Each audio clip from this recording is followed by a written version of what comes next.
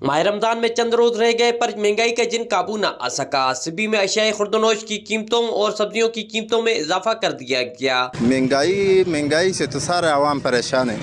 अभी तकरीबन लोग 800 दिन का कमा रहे हैं, 1000 रुपये खर्च हो रहा है। तकरीबन सब्जी ऐसा है, अभी रमज़ान आ रहा है, रमज़ान में तो अल्लाह के फजल से तुम पाकिस्तान का हालात देखो, 1 किलो टमाटर 150 रुपये का हो रहा है।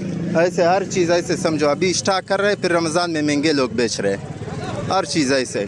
अभी हम लोग का सारा दिन कारोबार बैठ करके थक गया, 1 रुपये का कारोबार नहीं है। लोग जो है ना, सारा आवाम परेशान है इससे।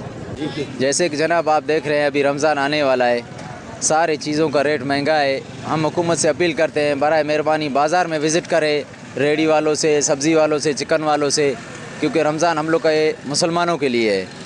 बाकी जिस हिसाब से हम लोग देख रहे हैं कि हम लोग के मुसलमानों का रमज़ान है कि हम लोग चीज़ों को सस्ता करें, गरीबों को रिलीफ देवें।